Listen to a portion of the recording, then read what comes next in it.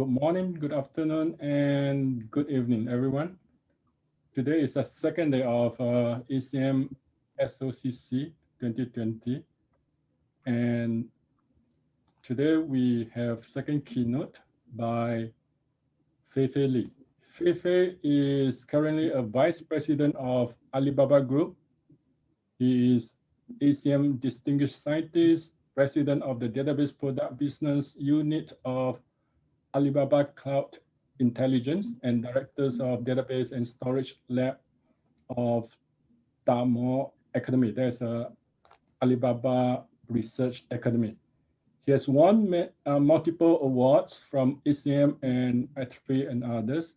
He is a recipient of the ECM 2019 Best Paper Award runner-up, IEEE ICD 2014 10 years Most Influential Paper Award, ECM SIPMOD 2016 Best Paper Award, ECM SIPMOD 2015 Best System Demonstration Award, ICDE 204 Best Paper Award. He has been an associate editor, PC co-chairs, and committee members from many prestigious journals and conferences, and has led the R&D effort of building cloud-native database systems and product at Alibaba. Today, he will share with us his work on cloud-native database systems for enterprise applications. I will let Fei-Fei to take over the screen. Fei-Fei, please. Yep, let me start sharing my screen in just a minute.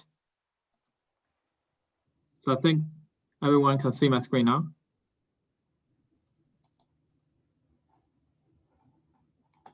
And I need to switch the screen.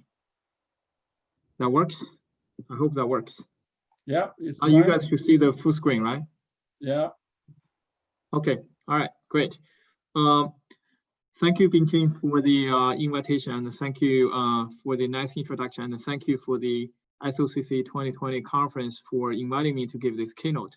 It's my great honor and my pleasure to share our recent work on building cloud-native database systems, including cloud-native data warehouse and data lake, as I will mention in my talk. So database obviously is a key component in the cloud. In fact, Jeff Bezos from AWS mentioned this multiple times, that the real battle will be in databases in the era of cloud. The reason is we see the traditional definition of cloud is what we know as IaaS, infrastructure as a service. We increasingly see more and more data-driven and AI-driven application as a SaaS layer, software as a service layer. And in between, connecting the two is oftentimes what we know as PaaS, platform as a service. And database obviously is a key component of that. Database by definition is a system that produces and store and processing large amount of data. And many companies in the cloud market is competing heavily in this market, including Oracle, Google, AWS, Apple, Microsoft, Alibaba, Huawei, Tencent, and many others. So here is an overview of my talk today. And I will give you some background, then I will jump into cloud-native database systems. Then I will talk about cloud-native data warehouse and data lake, and then sharing some experience we have in building self-driving database platform underpinning these cloud-native systems. Then give you a short presentation in the end. So let's first look at a brief history of evolvement of database systems. We all know database systems start with processing large amounts of structured data represented by relational database system. And the key technology over there is SQL and OLTP, right? So SQL stands for Structured Query Language, and OLTP stands for Online Transaction Processing. That's because the original design of RDBMS was motivated by processing banking transactions for the banking sector. And the main challenge over there is really to ensure the ACID guarantee, ACID, atomicity, consistency, isolation, and durability, when you have concurrent processing of large amount of transactions. As applications continue to move to using RDBMS, our relational database management system, we accumulate more and more data in relational database management system. And on one hand, application needs to do transaction processing, but on the other hand, application needs to do analytical processing over this large amount of data accumulated in a relational database management system. So that drives the development of data warehouse, in particular, for example, technology by DataCube, like Jim Gray in his famous paper in, I believe, in ICD 1996. And associated with that is all the ETL and OLAP system. ETL stands for extract, transform, load, and OLAP stands for online analytical processing.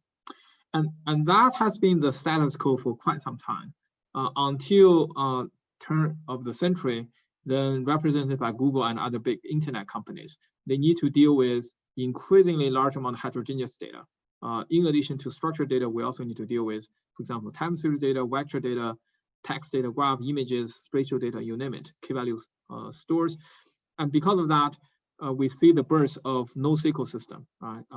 Which is also the driving force behind nowadays known as the big data system. And the famous 3 papers and 3 systems from Google, right? Google File System, Google MapReduce, and Google Bigtable.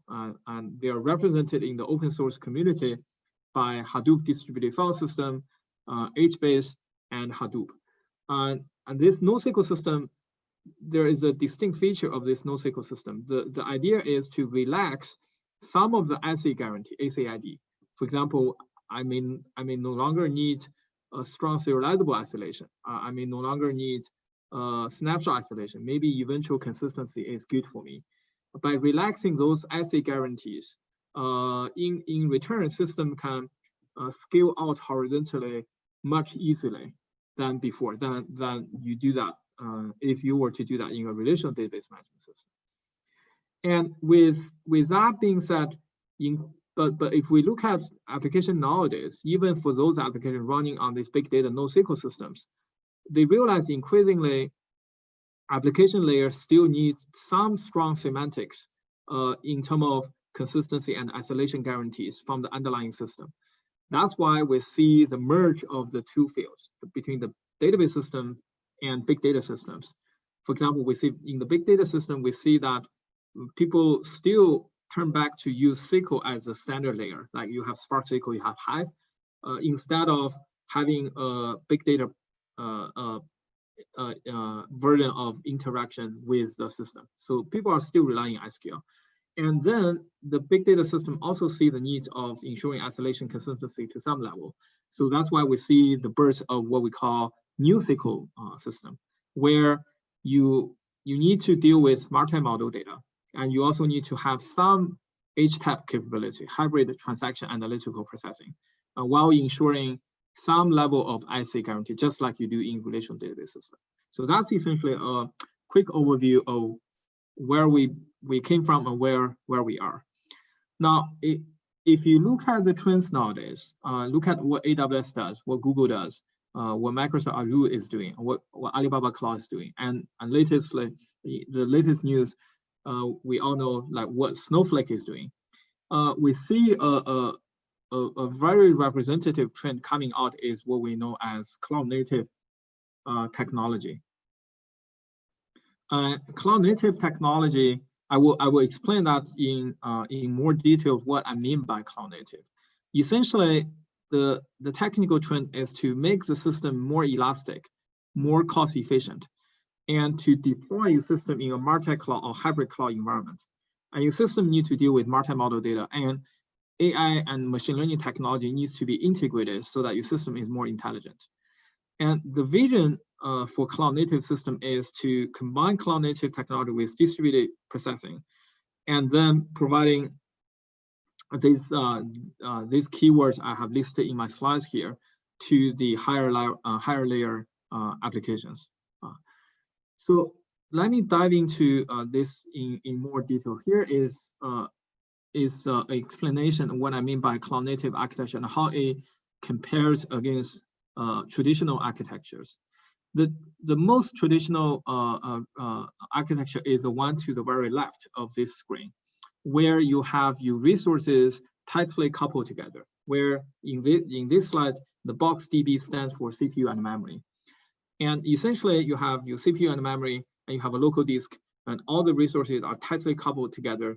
And you have a single instance of your system, and it's very easy to be deployed and relatively easy to do management and orchestration of this. But there is downside to this as well. The downside is it's very hard to scale out. The system capacity is limited. And if you want to ensure high availability, oftentimes you do, like for banking transaction and others, oftentimes you need to rely on what we call a master and a secondary, a primary and a secondary architecture. But then if there is a failover, the high availability switch over between the primary and the secondary node is somewhat complex, and oftentimes if you don't do it right, you may run the risk of losing data. There are other issues related with this architecture as well. Then people thought about using distributed architecture to address this, right? To the very right of this screen. Essentially, the idea is to build a share nothing layer so that you can do horizontal scale out of this single instance node, and you do coordination among those multiple nodes, what we call partition or sharding of your data, and you put a shard or partition of your data in a single node, then you do coordination through the share nothing layer. So the advantage of this approach is that you do get the benefit of scaling out horizontally, but the downside is it comes with the complexity of doing distributed transaction processing, doing distributed query processing. Like people use things like two-phase commit combined with some other version of concurrency control to do this.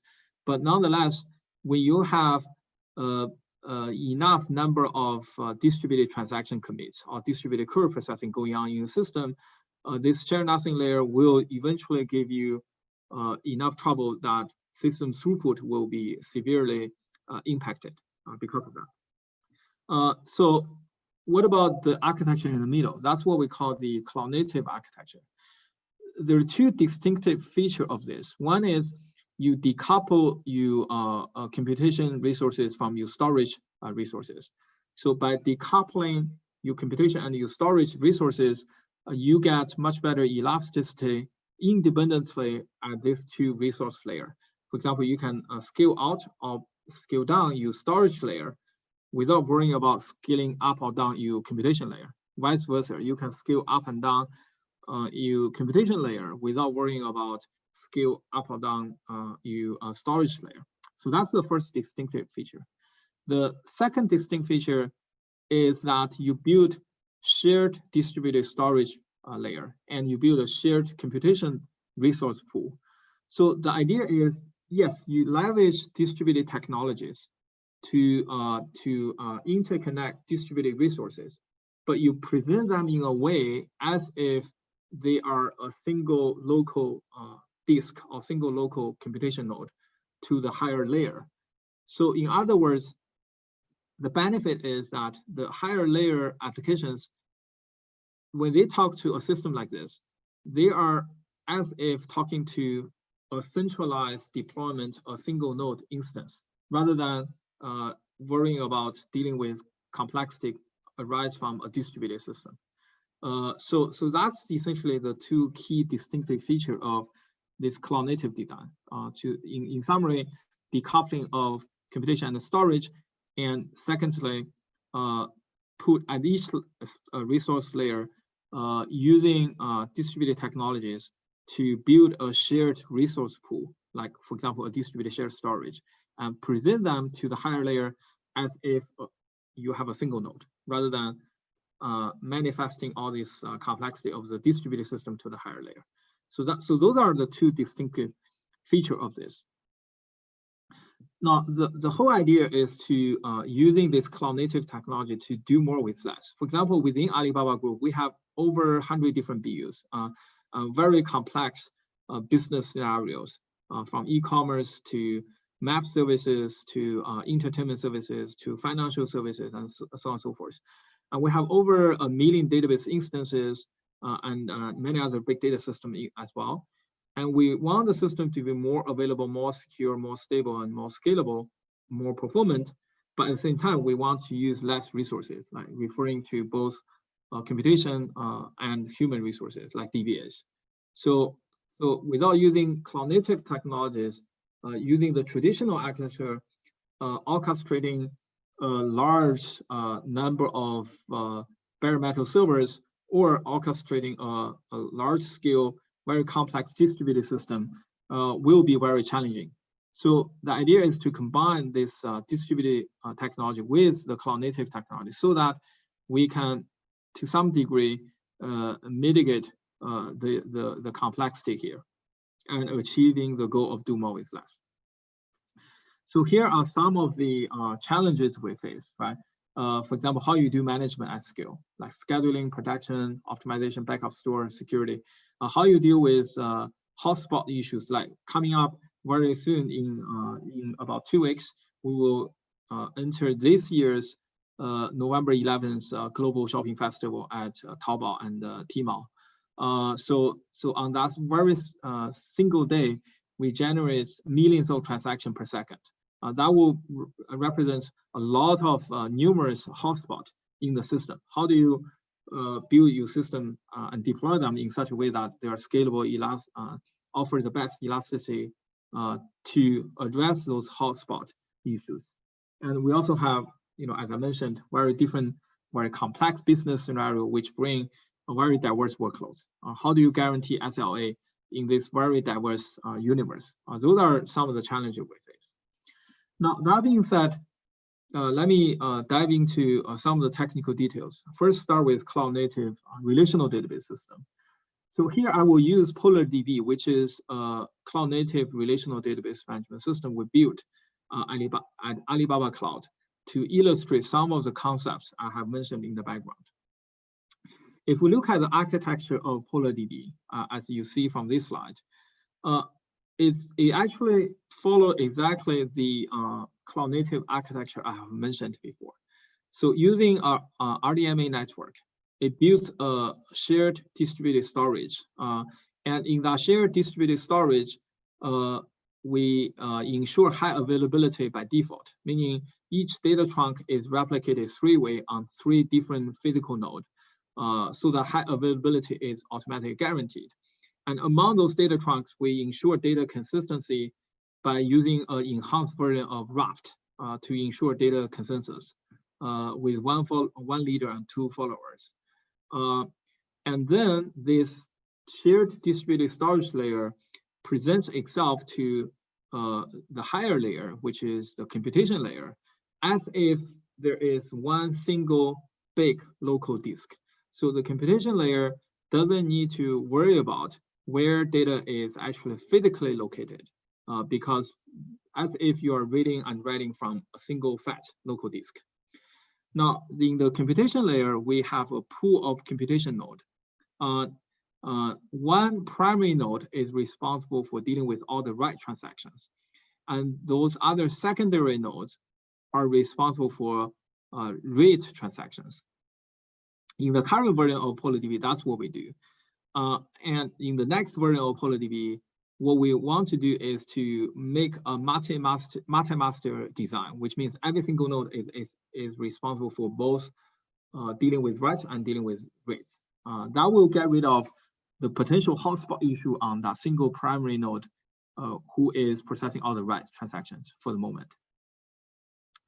And so then at the on top of that computation pool of computation node, we have what we call smart proxy that connects to the application layers. That smart proxy is responsible for example, read-write splitter with load balancing and some other security guarantees as well. So this design, essentially, the nice thing about this design is, if you think about it, all the computation node read and write from one copy of the data. So that gets rid of many of the complex issues you do have to deal with in a distributed system. Even though, in fact, you are using a distributed storage layer, but because of the design of this, the computation layer need not to worry about the fact that things are distributed. So let's look at some of the details. If you look at the next slide, so the idea is in each computation node, you have a local buffer pool, and we do need to build a distributed file system, which we call Polar file system, PFS in short. I will explain this in more details in the coming slides. But essentially, each node runs a library of that POLARFS system, which is 100% compatible with POSIX-FS system. POSIX-FS, as you may know, is a standard file system used by many database and big data system kernels. So by being 100% compatible with POSIX-FS, POLARFS system can easily connect to different kernels, different existing kernels, and then connect them to the underlying shared distributed storage layer. By doing so, a single instance of POLARDB can process up to 100 terabytes of data, and can add a read-only node in less than 3 or 2 minutes. And a single node is able to process up to 1 million queries per second. So those are some of the distinctive features benefited from this design. And also because of this design, we can make the system in relatively easy fashion to be 100% compatible with some of the existing popular systems, such as MySQL or PostgreSQL, or even Oracle to some degree. Because even though many distributed technology has been used, but as I mentioned before, when you deploy this in practice, it manifests itself as if a centralized deployment, so that is compatible with existing popular systems such as MySQL, PostgreSQL, or even Oracle. Now, if we look at, speaking of deployment this in the cloud, the computation nodes, these guys can be deployed either on a VM or on a container, like using a hypervisor or a container like a Docker. So this is essentially, in summary, we provide to the application an active deployment with the couple of read and write, and with serverless storage.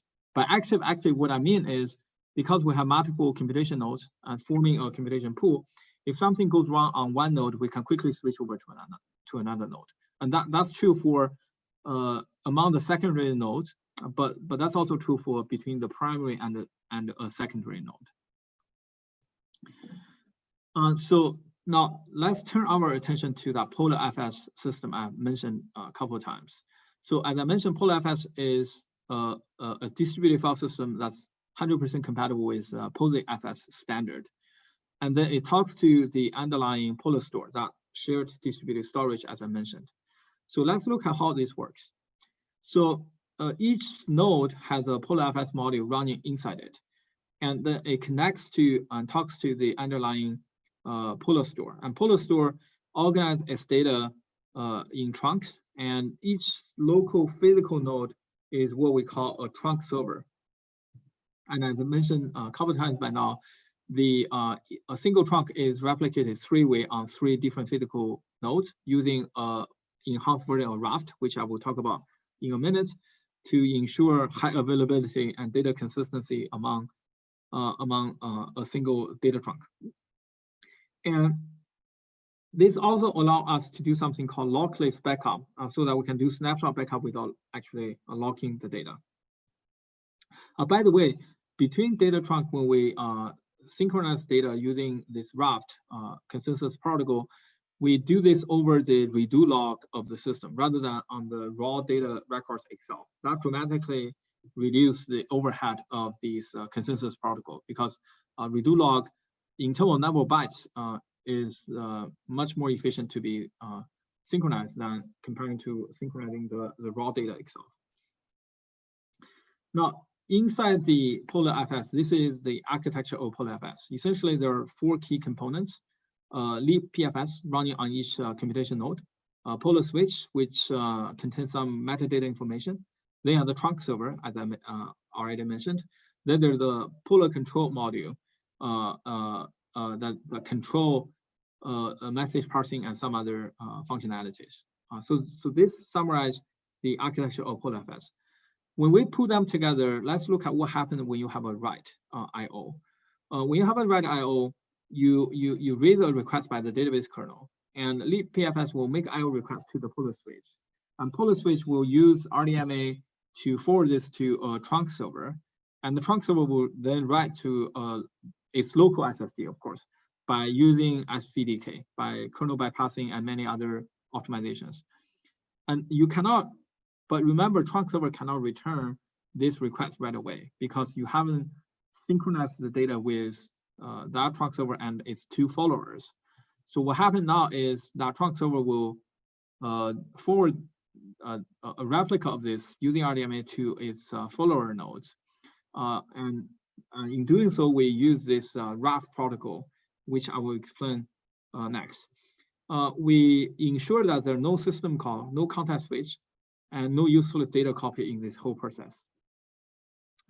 So initially, we were using the original RAF protocol, but there's an issue with the original RAF protocol, which is there is this sequential commitment constraint, as I illustrated in the figure down below. So there is a single queue commit engine, and you have to commit, your data in a sequential order one by one. So that limits your system throughput to something, to some degree. But all databases can tolerate out-of-order I/O completion because this is really a normal storage semantics. So that our motivation is to enable Raft to execute log synchronization out of order as well. So this will remove the performance limitation, as I mentioned. So the thing is that to achieve this goal, we need to build something we will call multi-queue commit engine. And to give you some more details, the problem is there could be missing entries. And for example, in this example, when you have parallel commitment of this data piece 4, 5, and 6, for some reason, maybe 6 hasn't arrived yet, or it's just gone missing for some mysterious reason. Or 6 has arrived already. In fact, sorry, in this example, 6 has already arrived and has already been committed because we're talking about out-of-order commitment. But 4 and 5 have not. Now, entry 6 does not know if it has conflict with entry 4 or 5.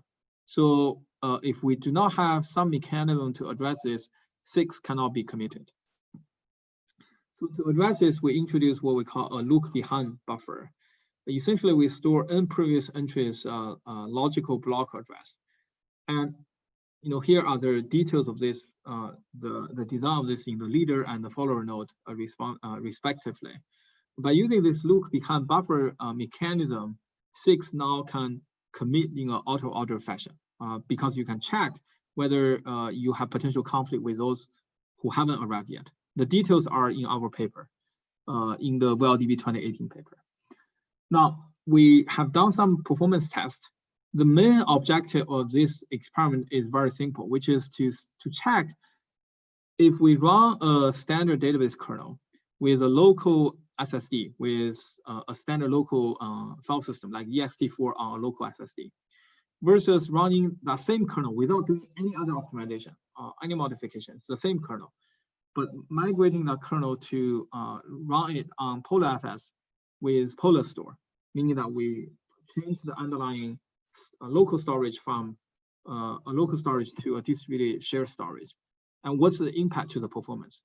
The really good news for us is there's really no impact at all. There's some impact, but the performance difference is very minimal. You can essentially ignore that. So the idea is POLARDB on PolarFS with a shared distributed storage layer is compatible to running the same kernel on local SSD with 3 replicas over 3 different physical nodes for high availability, all these other nice features you have.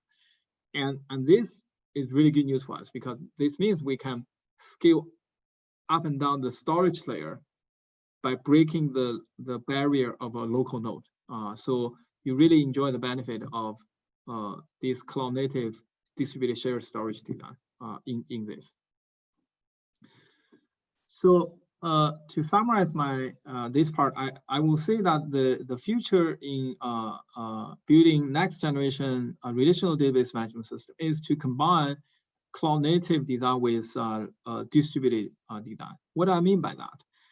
If we think about the design of POLARDB, decoupling storage from computation, and you have a pool of computation node, there is a limitation over there.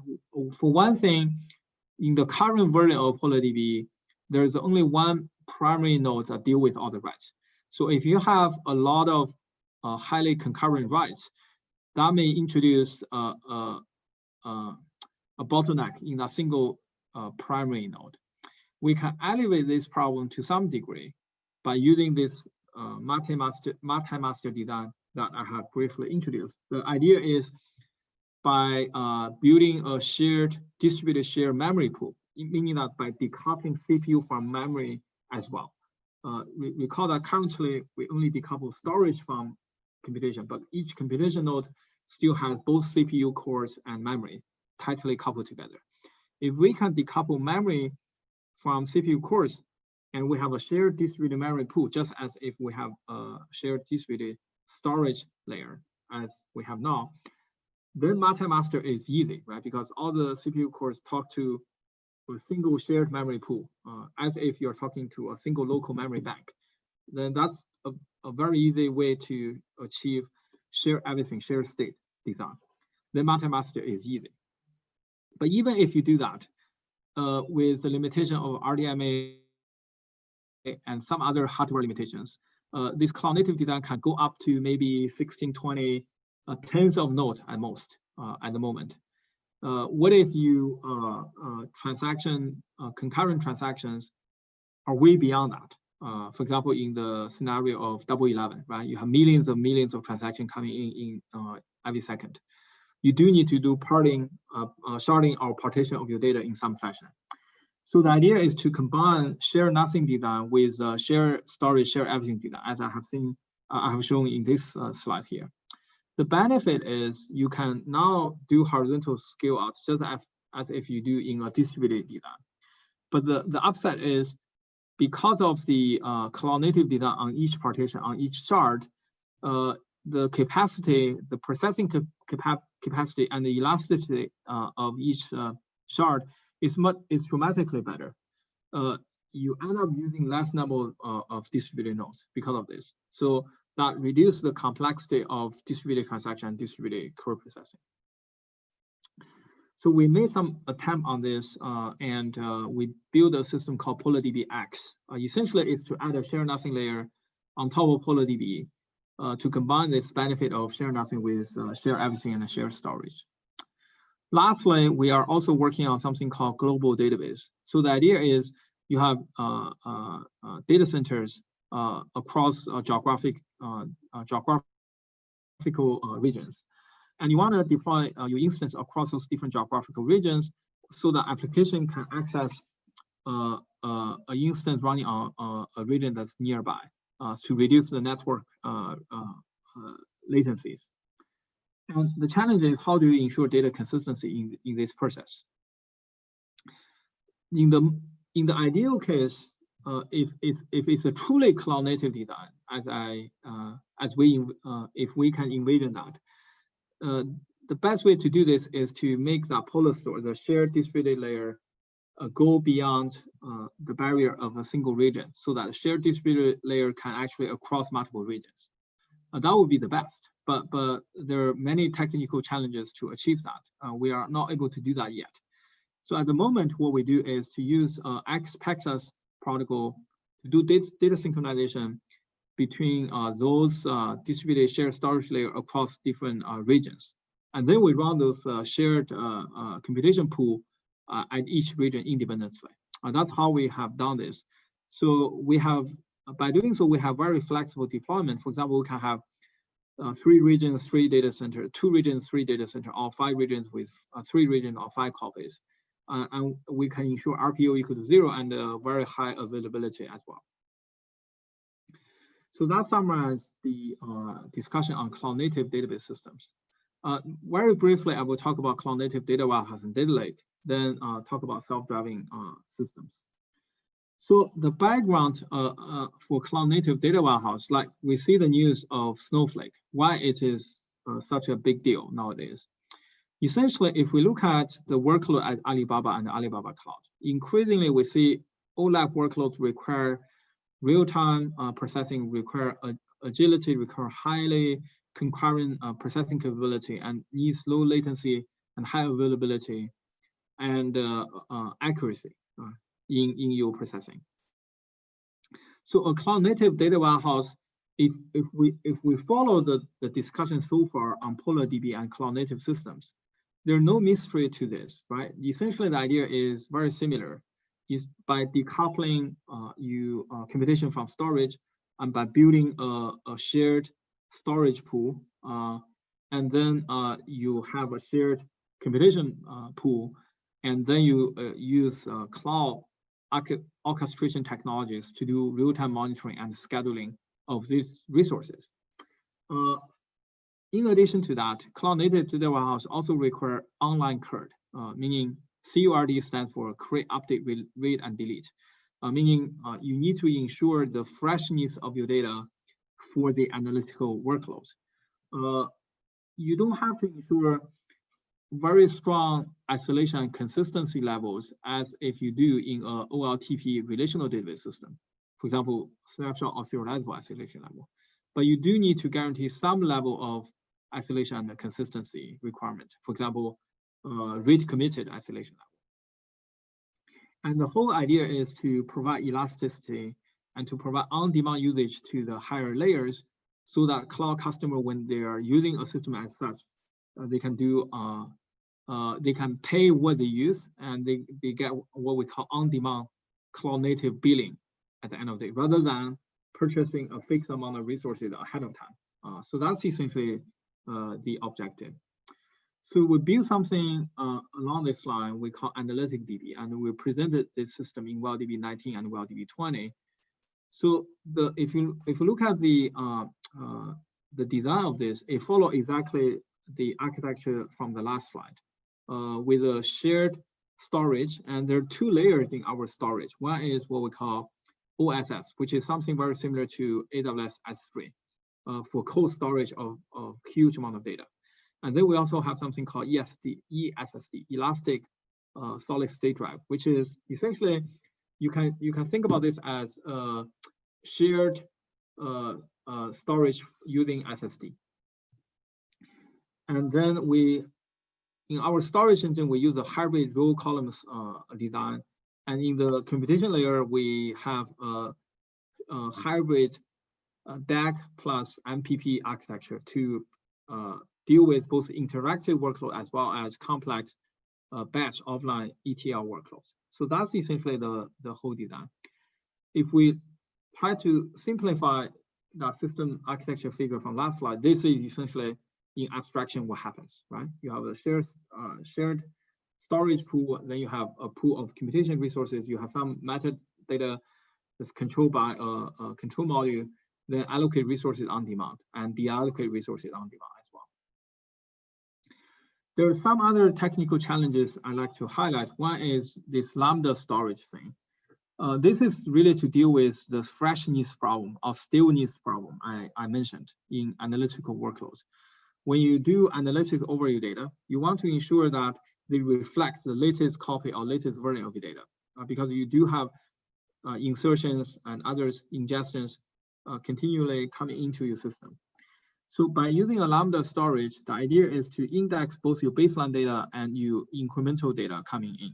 Of course, the way you index them is different. For example, to index the incremental data, we use a multi-version delete bset to index them.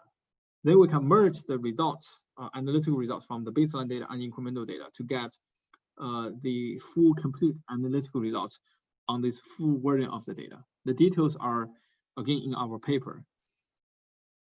And in the computation layer, another distinctive feature we have introduced, this is something Snowflake does as well, which is to combine the DAG model with the MPP model. Essentially, the idea is actually quite simple, which is you break down your computation into stages.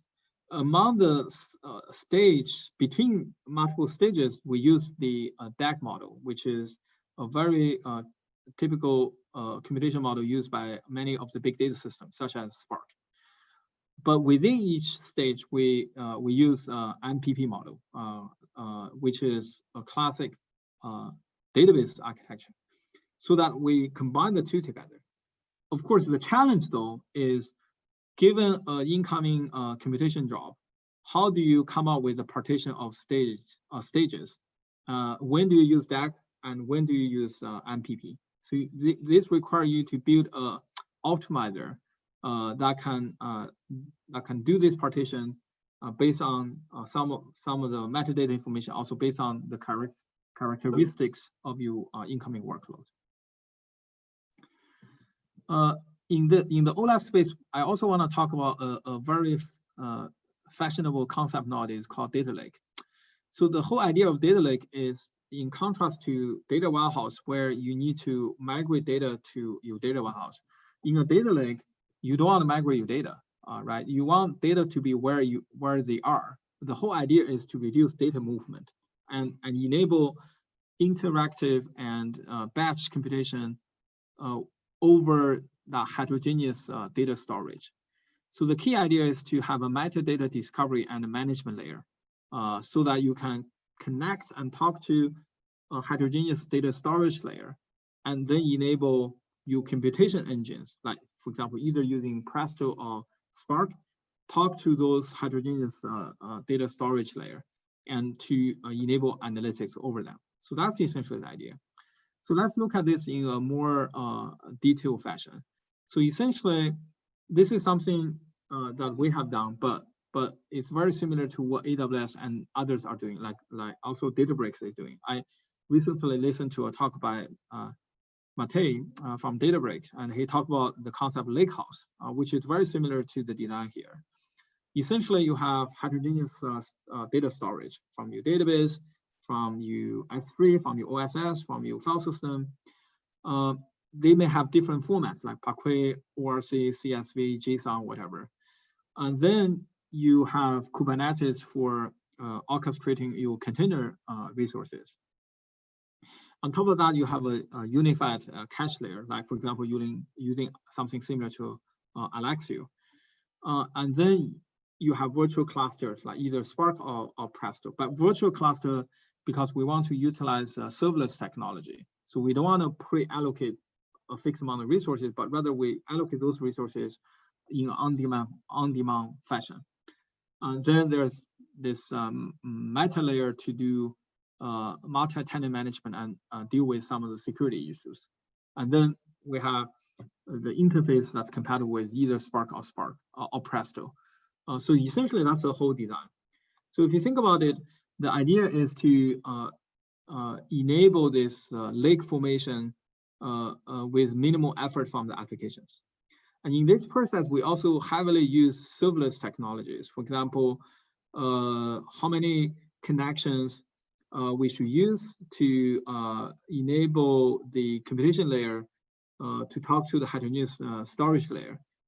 So many of these issues require us to do smart scheduling and also using serverless technology to partition our computation resources into something what we call CU, compute unit. For example, a compute unit could be, for example, 4 GB of RAM and 2 cores. So that could be a CU. But you can configure your CU in many different ways. But the idea is to allocate or deallocate those CUs on demand rather than pre-allocate a fixed amount of resources. So that's essentially the concept of a data lake, also known as lakehouse. So to summarize this part, we run some experiments. We run these different queries from TPC-H, for example. And this is a setup in our experiment. And we compare ADB with some of the other popular systems, such as Greenplum, Spark. Across the bar, we have better performance on par with those other systems. This is a more comprehensive evaluation of using the TPC-H benchmark. In fact, this year we went through the official TPC benchmark processing. And we got #1 on TPC DS, and we got #1 on TPC H as well, in terms of performance and cost effectiveness of our system. The last part to summarize my talk, before summarizing my talk, I will use maybe less than 10 minutes to quickly talk about, in the cloud native design approach, how we may utilize machine learning and AI technology to make these cloud native systems self-driving. And this is especially important for cloud native systems because of decoupling of resources, because of the resource pool we have built. Then the scheduling, smart scheduling orchestration of your resource pool becomes more important than ever, obviously. So the concept is to build what we call a self-driving database platform, just like you have self-driving cars. So we want to do, for example, auto-tuning, auto-admin, protection, elasticity, auto-scaling, using machine learning and AI technologies. There are many other issues and interesting problems you can address in this space. For example, knob tuning. I'm using the auto-tune work from CMU or from Andy's group as an example. You can use machine learning and AI technology to do hot and cold data separation instead of relying on the traditional RRU, MRU statistical methods. How about using machine learning technologies to do buffer management, right? Buffer replacement policies. And how about using AI and machine learning technology to generate benchmark data, to do testing, to simulate real workloads, to do anomaly detection, to do natural language occurrence of your database and your big data systems.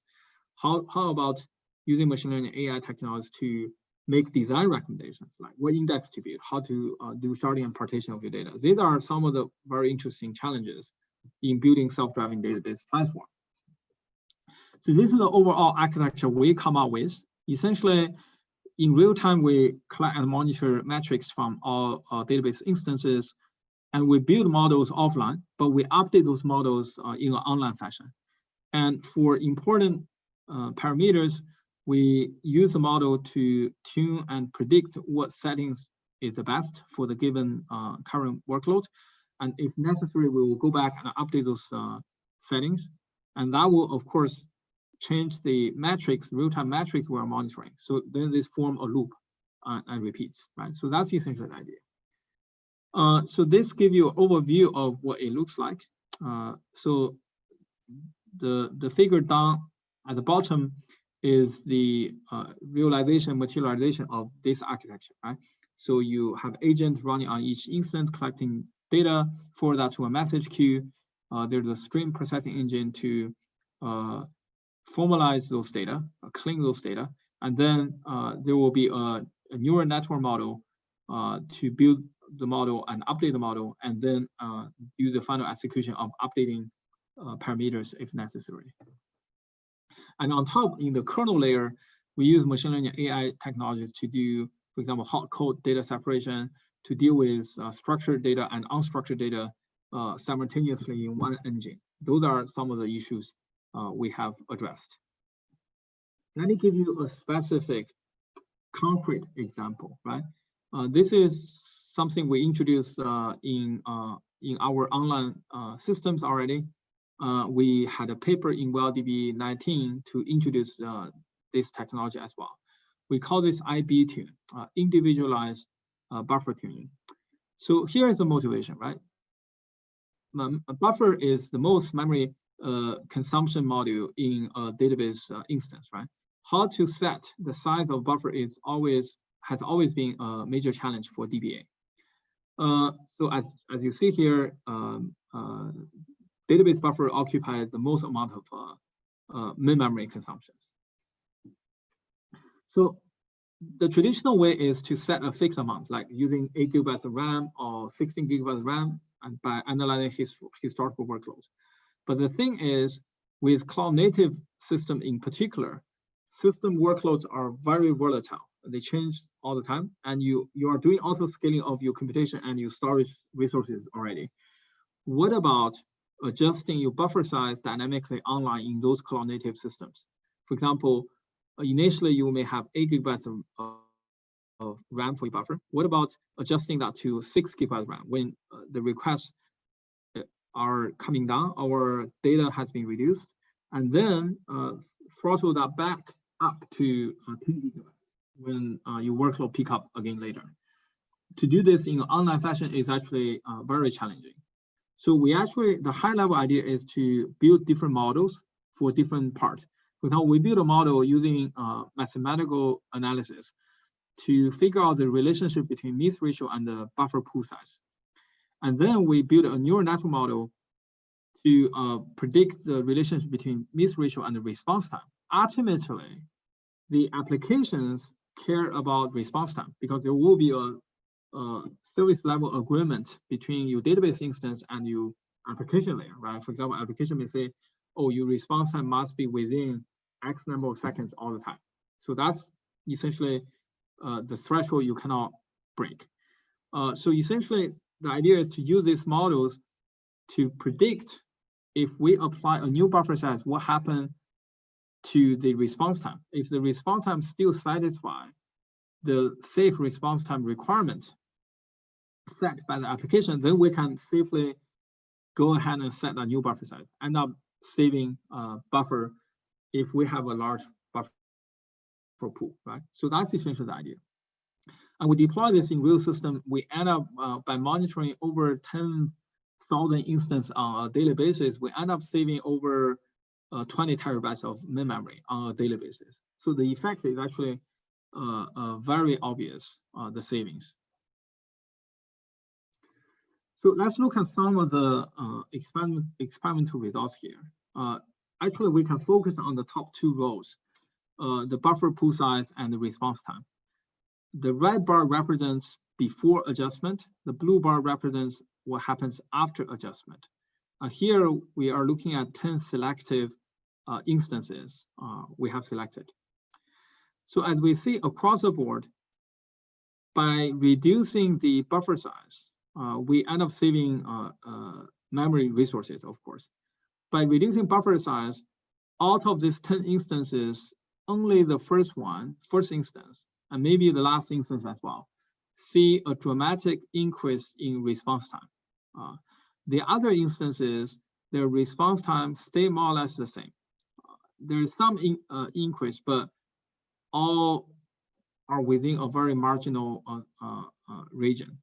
So which means the impact to the application layer is almost non-noticeable, right, to the applications.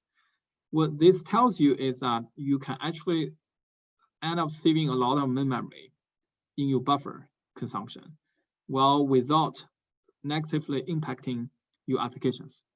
Of course, there is a major challenge here. The audience may ask this question, which is, what happened to instance 1 and instance 10? In those cases, when you reduce buffer size, the response time is severely negatively impacted, so the application will be affected. What if that's an online transaction going on? This is not acceptable, right, to online transaction scenarios. So what happened is we have high availability oftentimes in these systems, meaning we have 1 leader and 2 followers, right? Or at least we have a primary, secondary setup. So what we do is we do adjustment. We let our model to do parameter adjustment in online fashion only on the follower node or on the secondary node. And only when we are sure that after the adjustment, everything is fine, we propagate that change back to the master node. If not, we roll back those changes. So that's how we do it, without affecting the ongoing online transaction processing or online analytical processing that's going on at the same time. So that concludes my talk. And I will give you some, before I give you the conclusion of my talk, I will show the list of some of the papers that's behind the scene for the content I presented today. If you're interested, you are more than welcome to check out those papers. And all the stuff I talked about today have made their way to commercial database systems. For example, our cloud-native database system, POLARDB, our cloud-native data warehouse, ADB, and our cloud-native data lake solution, DLA, Data Lake Analytics. We also have a platform called DAS, Database Autonomy Service, that utilize the self-driving part I mentioned in my talk. So here's the vision moving forward. In my opinion, we do need to pay attention to cloud-native technologies. And in this process, we do need to look at distributed technology as well. And in particular, we need to look at how we combine the two, how we combine cloud-native technology with distributed processing. And the goal is to make the system more elastic, providing more high availability by default, and at the same time come with excellent scalability. And we see, again, those requirements coming out from different applications. And that's part of the reason why Snowflake is so successful, why, for example, Aurora is so successful. And we see the need of providing H-type capability to some degree, right? Hybrid transaction and analytical processing. In some sense, the integration of so-called big data and the database systems, because users are not willing to migrate data from one place to another place. It will be the best for the end users that there's one system, one place, or one ecosystem in the very least, that does all the transaction processing and then analytical processing, instead of having multiple physical copy of your data and moving data between them and worrying about synchronization all the time, right? And also we see the needs of multi-model processing, right? In today's talk, I focus on structured data processing, but we see a very dramatic increase in the needs of processing unstructured data, like text data, image data, and so on and so forth. So the solution to that, I actually briefly mentioned it, is, for example, in ADB, we have a vector processing engine that convert unstructured data to a vector space. That's oftentimes the case anyway, like text data, you use word to vector embedding to embed that into a high dimensional vector. So if you have a vector processing engine, you can now process unstructured data together with structured data in one system using maybe a single SQL statement to do that. And lastly, we need to worry about new hardware support. In today's talk, I only talk about RDMA, but there are other things we need to pay attention to, like NVM, like Optane from Intel, right? How do you leverage those new hardwares to make your system achieving those goals I mentioned at the top? Security is another issue we didn't talk about today, but how do you, for example, using blockchain technologies to ensure integrity and trustworthiness of your system? And how do you use things like TEE, Trusted Execution Environment, like Intel SGX, to provide secure multi-party computation or computation over encrypted data in the cloud? Those are some of the pressing needs as well. Finally, as I mentioned in my talk, using AI and machine learning technologies to build self-driving systems, just like we have self-driving cars like Tesla. This is becoming more and more important, especially for cloud-native system where you need to orchestrate a large amount of resource pool and you have decoupled different resource layers. So the more things you need to orchestrate, you need to schedule about. So this self-driving feature will be more and more important in that domain. So with that being said, that concludes my talk. I will stop here and I will be more than happy to answer questions from the audience, if any. Thank you. Thanks, Feifei, for an interesting talk. It's impressive. We have a few questions here. The first question is, how your cloud-native databases differ from Aurora and from Spanner? That is the first question. Okay, so very good question. So so in today's talk, I talk about cloud-native design in general. My intention is not to present POLARDB per se. I'm using POLARDB as a vehicle to demonstrate the concept and challenges behind building cloud-native database systems, right? So that's the first point I want to mention. That being said, the design of POLARDB, its architecture is similar to the design of, for example, Aurora. Aurora also used this same concept I have mentioned in my talk, right? Decoupling of storage and computation, and at each resource layer, using distributed technology to build a resource pool. So there's not much difference over there per se, but there are other differences between POLARDB and Aurora. For example, we have built global database capability, right? To make our deployment of POLARDB, we can deploy our POLARDB instance across multiple regions across AZs. The other difference is we're working on building by decoupling memory from CPU. Furthermore, we can build a shared distributed memory pool so that we can enable that multi-master design I have talked about. So those are the things that Aurora and POLARDB will evolve differently. But the underpinning idea of building cloud native system is very similar. Like if you look at the design of, for example, PostgreSQL, just like in the old days, right? What's the key from architecture point of view? What's the difference between PostgreSQL and MySQL? Arguably, they're not that distinctive difference between the two, but they end up evolving very differently, becoming two very different systems. So that's the difference between POLARDB and Aurora. And speaking of Spanner, that's a totally different beast. Spanner is a share nothing distributed database. And the cool thing about Spanner is, for the first time, we're able to build a share nothing distributed database across data regions, across data centers. The way that Spanner folks have done that is to use something called atomic clock. So atomic clock is a hardware device you integrate with each bare metal machine, so that you can provide true time capability, and that's crucial to the building of distributed system, right? Because a central challenge in distributed system is to decide the order of events, of distributed events, like which happens first, which happens second.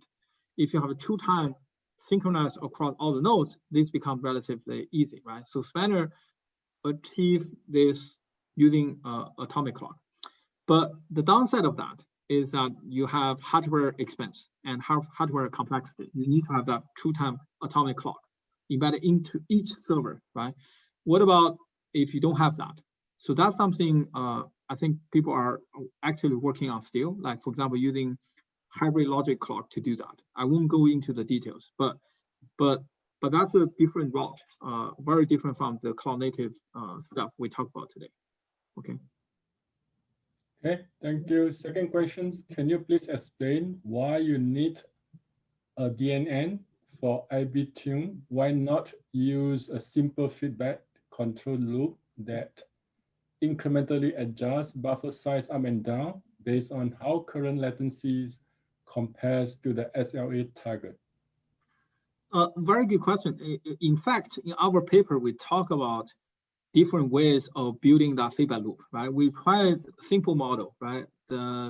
We tried like very simple, like even logistic regression model, right? Very simple model.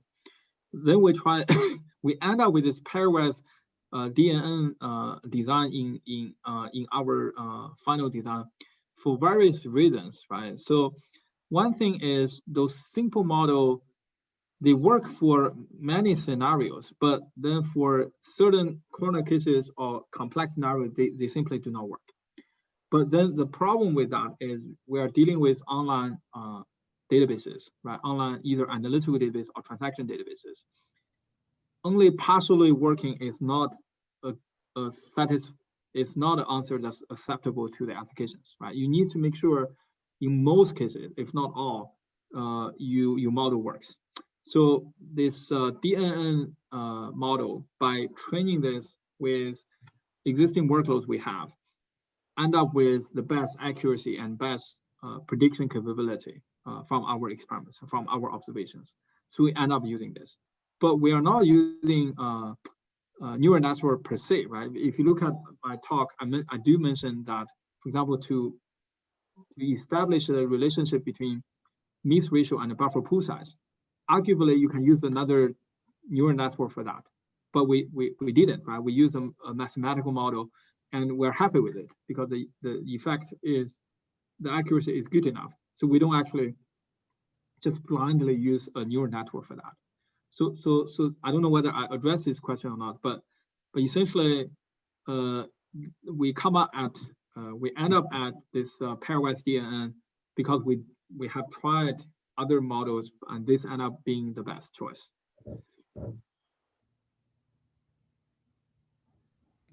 Christina, you have something to ask? I saw a message. No, just was unfolding an existing question. Okay. The next question is, how do you evaluate trade-off of using open source and contributing versus developing internally? Excellent question. So this is a question I guess all the cloud vendors get asked frequently, right? So in our case, right, I will use POLARDB as an example, right? POLARDB, we do use open source kernels like MySQL and PostgreSQL, and we do frequently commit back and contribute back to the community. Right? In fact, we got the MySQL Community Award in 2018, 2017, and 2019, I believe, as well.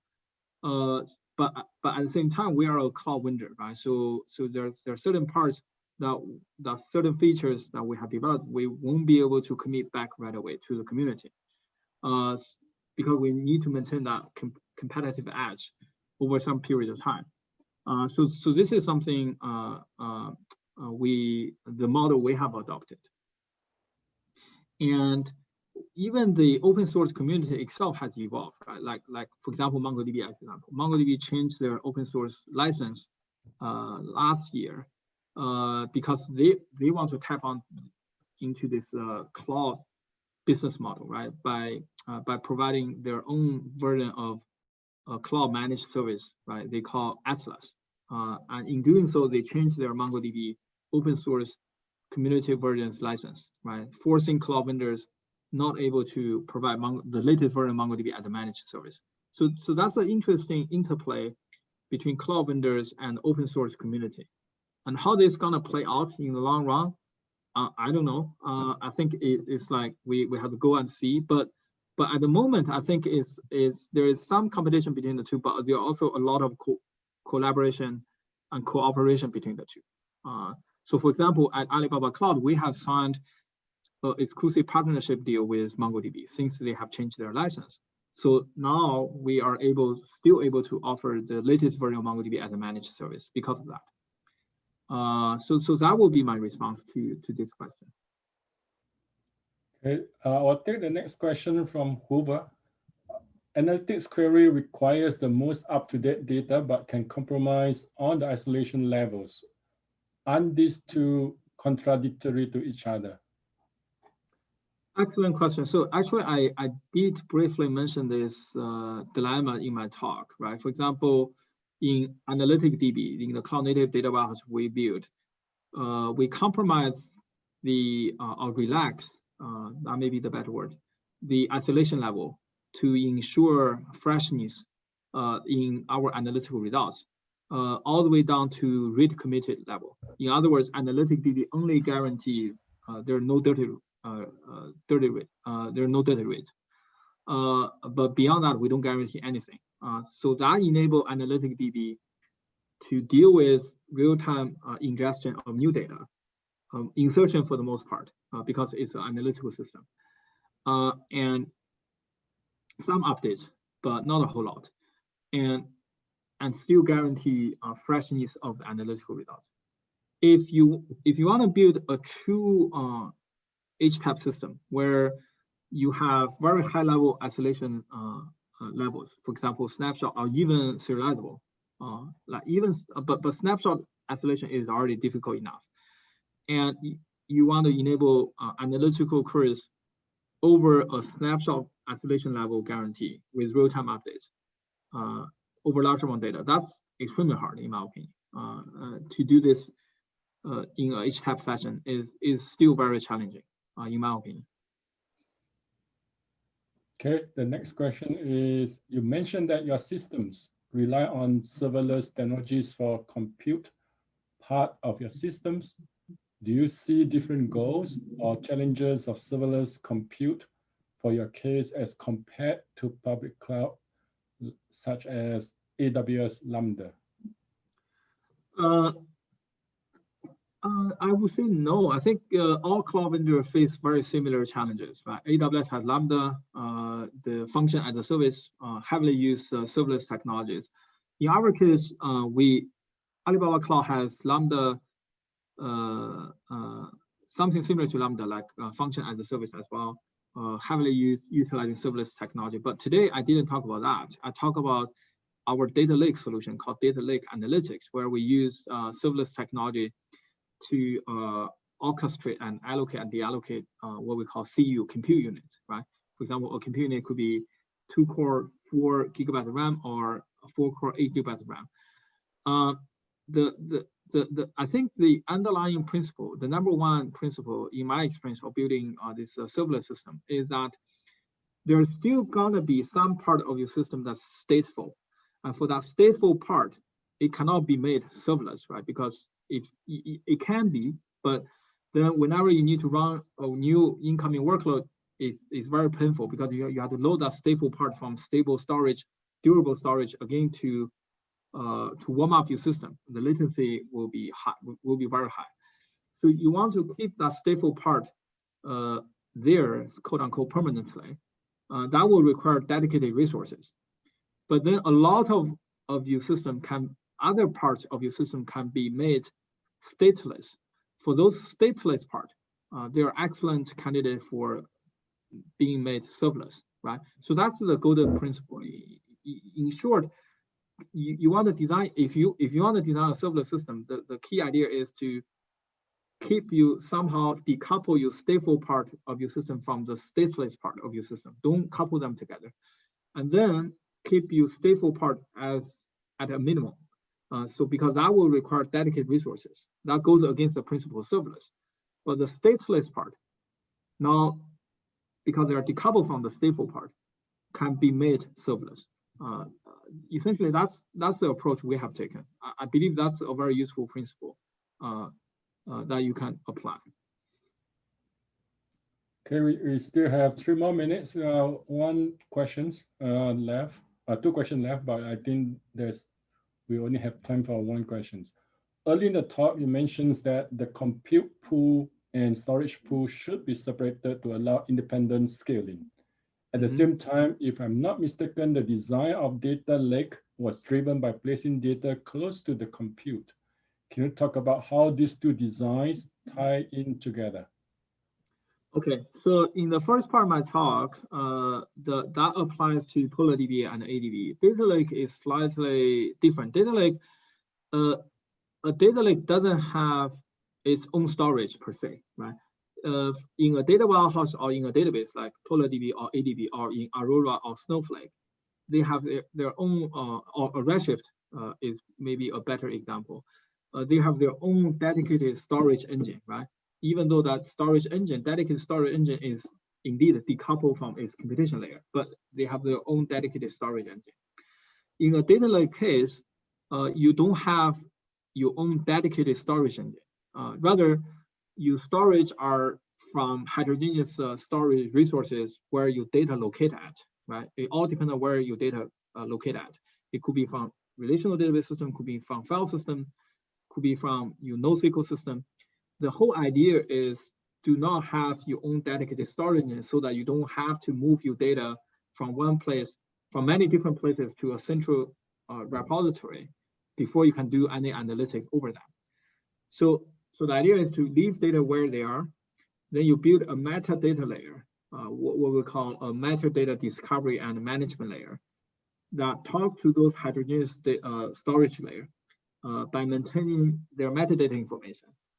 And so this metadata layer will then present a unified view to your computation layer. That computation layer, in this sense, is still decoupled from all your heterogeneous storage spaces, right? And this computation layer, in my response to the last question, there is some minimal stateful part that require dedicated computation resource, but the most part, the remaining part that are responsible for stateless computation can be made serverless. So that's essentially the key idea of data lake. And in some other approach, like in Databricks approach, Mate has mentioned this multiple times, they call it lake house. So the idea is maybe I can push down some of the computation to the storage layer, right?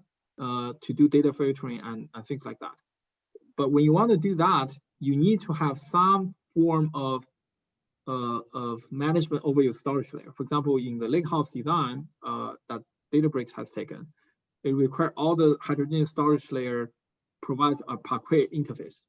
So there's still some normalization that you need to do at the storage layer, right? If you want to enable some of the semantics, computation semantics being pushed down to the storage layer. So that's the trade-off there. I hope I have addressed this question. Yeah. Yeah, thank you. We run out of time. There are still three more questions. We'll move them to the Wova. Can you answer them there? Yeah, I will. It's fairly late here. If I'm not able to answer them right away, you can answer them tomorrow. I will answer them tomorrow. Yeah, it's Beijing time is fairly late, but I will definitely get onto them ASAP. Okay, Ken.